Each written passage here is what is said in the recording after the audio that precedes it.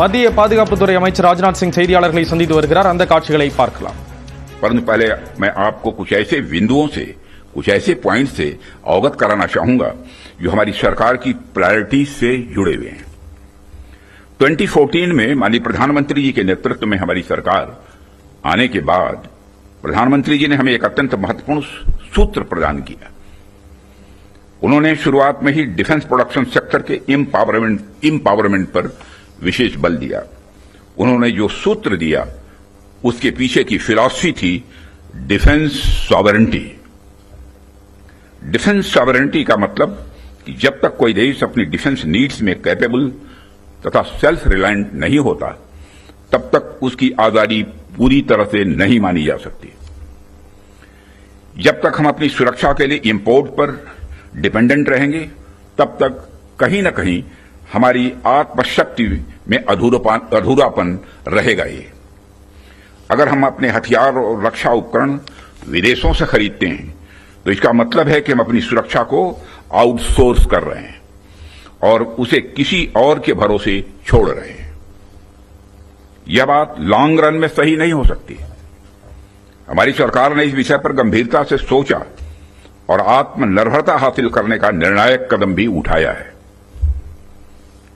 आप सब तो जानते ही हैं कि देश में पहले से ही ऑर्डिनेंस फैक्ट्रीज का एक इंडिजिनस सिस्टम रहा है और इन फैक्ट्रीज ने एक समय पर बेहतरीन काम किया और देश की सुरक्षा जरूरतों को पूरा करने में बहुत ही अहम भूमिका निभाई भी है।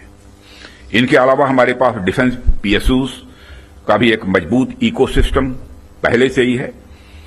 हमारी सरकार ने डिफेंस प्रोडक्शन में क्वालिटी और क्वांटिटी दोनों पर समान रूप से बल दिया है।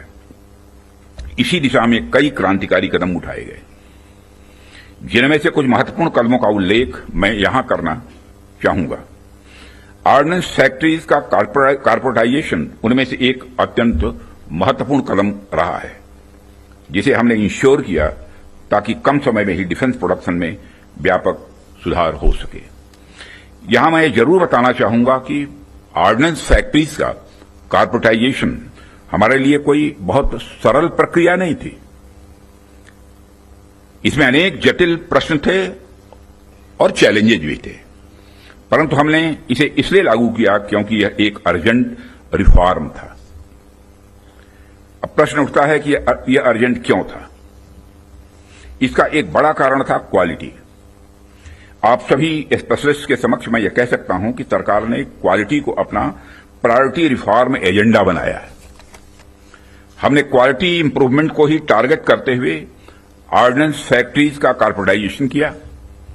तब से लेकर आज तक डिफेंस पीएसयूज ने लगातार सुधार किया है और कॉर्पोरेटाइजेशन के पश्चात क्वालिटी प्रोडक्शन को लगातार आगे बढ़ाने का प्रयास भी किया गया है और आज ये डीपीएसयूज इंटरनेशनली कॉम्पिटिटिव हो रहे हैं। आज ये अपने रिसर्च एंड डेवलपमेंट पर भी अच्छा फोकस कर रहे हैं। आज ये ऑर्गेनाइजेशन पहले से कहीं ज्यादा वाइब्रेंट और एक्सपोर्ट ओरिएंटेड हो रहे हैं। वैसे तो अभी कुछ कार्य बाकी है, पर मैं इतना जरूर आश्वस्त हूं कि जिस प्रकार पब्लिक सेक्टर में रिफॉर्म के लिए हम प्रयासरत हैं, वह हमें आने वाले समय में काफी अच्छे रिजल्ट्स देने वाला है। साथियों, पब्लिक सेक्टर के डेवलपमेंट के पीछे हमारा एक ही उद्देश्य भी रहा है कि एक healthy competitive private defence ecosystem का विकास किया जाए, जो अपनी क्वालिटी के माध्यम से देश की सुरक्षा को और अधिक मजबूत बनाए। जैसा कि हम सभी जानते हैं कि क्वालिटी को लेकर प्राइवेट सेक्टर की अपनी एक अच्छी खासी इमेज होती है। किसी भी क्षेत्र में प्राइवेट सेक्टर अपनी गुणवत्ता के लिए जाना जाता है। आज चाहे बड़े प्लेटफॉर्म्स हों या सिस्टम्स, एमएसएमईज हों या स्टार्टअप्स, हमने ऐसा प्राइवेट इंडस्ट्रियल बेस तैयार किया है जो देश के डिफेंस सेक्टर के विकास में सक्रिय भागीदार बन रहा है और उसे सशक्त कर रहा है। आज रिलीज होने वाले इंडस्ट्री 4 को भी मैं इसी संदर्भ में देख रहा हूं। यह निश्चित रूप से हमें स्मार्ट मैन्युफैक्चरिंग के एक ऐसे एरा में ले जाएगा जहां से हमारे लिए कई नए डायमेंशंस खुलेंगे। इसी तरह जो दूसरे मैनुअल्स आज रिलीज हुए हैं, जो एमयू साइन हुए हैं, उनको भी मैं इसी कंटेक्स्ट में देखता हूं। ये सभी प्रयास केवल सरकार के प्रयास नहीं हैं, बल्कि आप सभी का मिला जुला प्रयास इसमें शामिल है, इसीलिए यह संभव हो पा रहा है। साथियों, जैसा कि आप सभी जानते हैं, आज की दुनिया में सिर्फ प्रोडक्ट नहीं बल्कि एक मजबूत ब्रांड वैल्यू भी जरूरी है। जब मार्केट में असिमेट्रिक इंफॉर्मेशन फैली होती है, तब कंज्यूमर भ्रमित हो जाता है, कंफ्यूज हो जाता है। ऐसे में वही ब्रांड सफल होता है जो कंसिस्टेंट क्वालिटी और रिलायबिलिटी का भरोसा देता है। और यही कारण है कि हमें इंडियन डिफेंस इंडस्ट्री को एक स्ट्रांग और ट्रस्टेड ब्रांड बनाना ही होगा। इस संदर्भ में आज मैं आपसे एक महत्वपूर्ण अपील करने के लिए आप सबके बीच खड़ा हुआ हूं। यह अपील है एक मजबूत वर्ल्ड लीडिंग और state of the art brand India का निर्माण।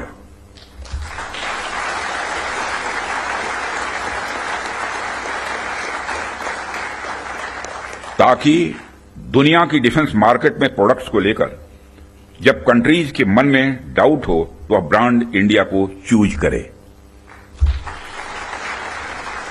Whenever in doubt, go for India। यह हमारी यूएसपी होनी चाहिए, यही हमारी यूएसपी होनी चाहिए। ब्रांड इंडिया का मतलब है कि अगर किसी इंडियन कंपनी ने कुछ प्रॉमिस किया है तो होगा ही होगा, होकर ही रहेगा। किसी प्रोडक्ट की भला फला रेंज तक मारक क्षमता है तो होगा ही होगा, यह भरोसा होना चाहिए। उससे नीचे का तो कोई सवाल ही खड़ा ही नहीं होता। किसी प्रोडक्ट की फला टेम्परेचर तक में काम करने की कैपेसिटी है तो होगी ही होगी, उससे नीचे का तो कोई प्रश्न ही नहीं खड़ा होता। यह होना चाहिए हमारा क्वालिटी एश्योरेंस और ब्रांड इंडिया का भरोसा। और जब हम ऐसा कर पाने में सफल होंगे, तभी इंटरनेशनल बायर्स हमें एक ट्रस्टेड सप्लायर के रूप में देखेंगे और कहेंगे, don't go for doubt, go for India.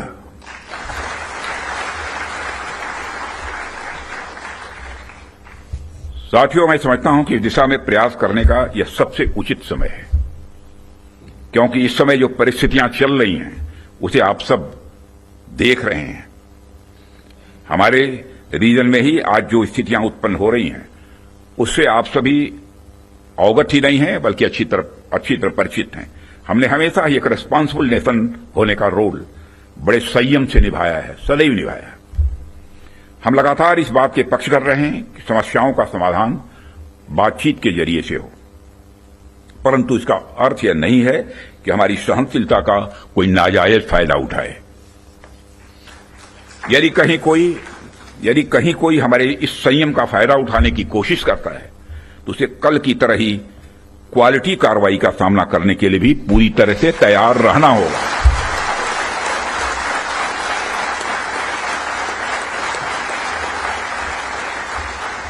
कल की तरह ही क्वालिटी कार्रवाई का सामना करने के लिए उसे तैयार रहना होगा।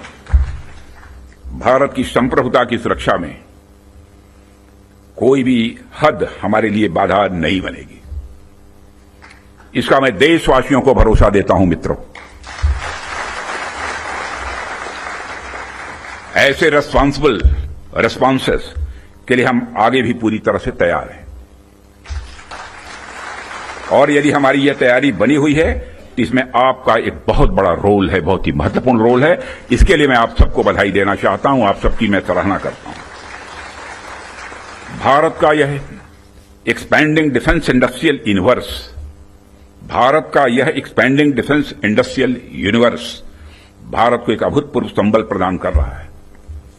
और इसी प्रकार अगर हम आज के ग्लोबल सिनेरियो पर नजर डालें तो ग्लोबल ऑर्डर में हमें बड़े बड़े चेंजेस देखने को मिल रहे हैं।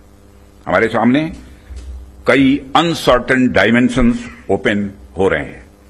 यूरोप से लेकर एशिया तक हर जगह कॉन्फ्लिक्ट्स बढ़ते जा रहे हैं। Ukraine Russia conflict, Israel Palestine tension और मिडिल ईस्ट अनरेस्ट ने यह साबित कर दिया है कि ग्लोबल स्टेबिलिटी आज अपने आप में बहुत ही फ्रेजाइल है। अभी पिछले कुछ समय से हमें यूरोपियन यूनियन और नाटो के सिक्योरिटी सिनेरियो में भी काफी हद तक बदलाव देखने को मिल रहा है।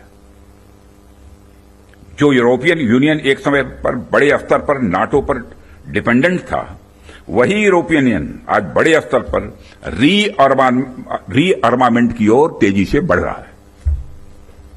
जाहिर सी बात है कि जब विकसित देश रीअर्मामेंट की तरफ बढ़ेंगे तो आर्म्स एंड इक्विपमेंट की डिमांड भी स्वाभाविक रूप से बढ़ेगी।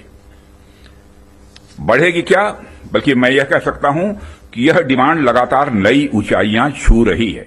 ஆபரேஷன் சிந்தூர் முடிந்து விடவில்லை, இன்னும் தொடரும் என்று மத்திய பாதுகாப்புத்துறை அமைச்சர் ராஜ்நாத் சிங் கூறியிருக்கிறார். அவர் செய்தியாளர்களை சந்தித்து அந்த காட்சிகளை பார்த்தோம்.